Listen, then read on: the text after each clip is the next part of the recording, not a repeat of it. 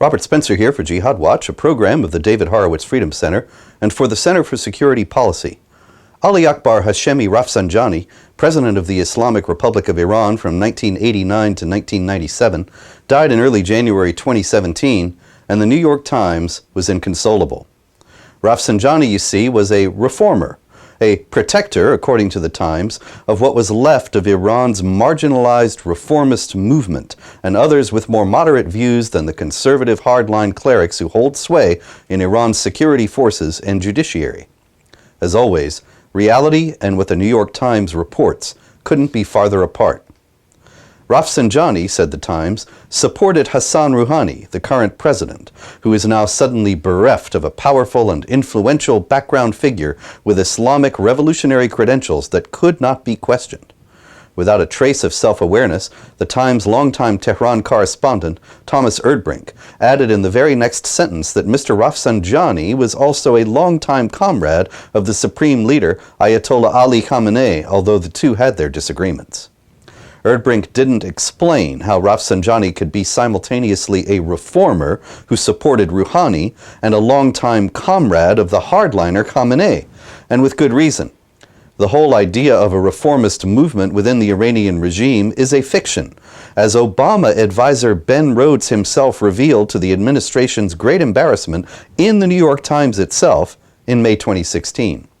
That was when the Times published an effusive profile of Rhodes, in which Times reporter David Samuels revealed that the way in which most Americans have heard the story of the Iran deal presented, that the Obama administration began seriously engaging with Iranian officials in 2013 in order to take advantage of a new political reality in Iran, which came about because of elections that brought moderates to power in that country, was largely manufactured for the purpose of selling the deal.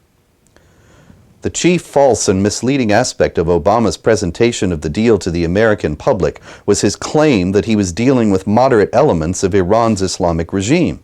That, according to Samuels, was a narrative that Rhodes shaped. Rhodes propagated the falsehood that Rouhani was a moderate who was struggling against hardliners within the regime. Samuels describes this as actively misleading, and as is Erdbrink's claim on Rafsanjani's death that he was the chief supporter of this non-existent reformist movement, of which Rouhani was supposedly a part. In reality, Rafsanjani was just as bellicose, militaristic, and intransigent as the other leaders of the Islamic Republic. As I detail in my book, The Complete Infidel's Guide to Iran, on December 22, 2011, U.S. District Judge George B. Daniels ruled in Havlish et al. Versus Bin Laden et al. That Iran and Hezbollah were liable for damages to be paid to relatives of the victims of the September 11, 2001 jihad attacks in New York and Washington, as both the Islamic Republic and its Lebanese proxy had actively aided al-Qaeda in planning and executing those attacks. Daniels determined that both Khamenei and Rafsanjani were directly implicated in Iranian efforts to aid al-Qaeda in the 9/11 plot. Now, this wasn't the first time that Rafsanjani was implicated in a foreign jihad plot.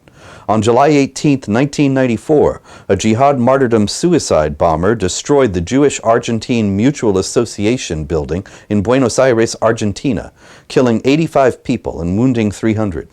As years went by and no one was convicted of the attack, numerous accusations were made of cover-ups by Argentine investigators and authorities.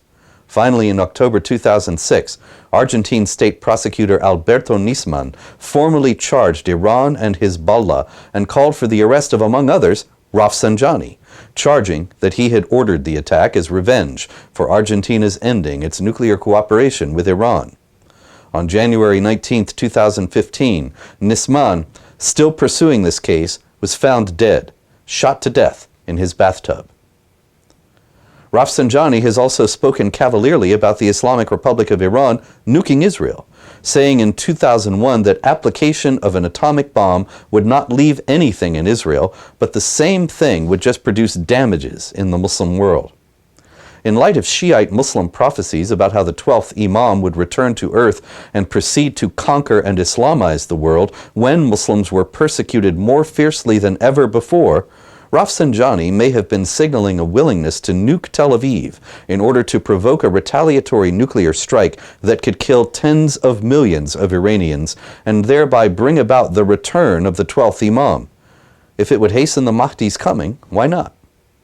That was the leader of the reformist movement in the Islamic Republic of Iran. Wait till you see the hardliners. I'm Robert Spencer.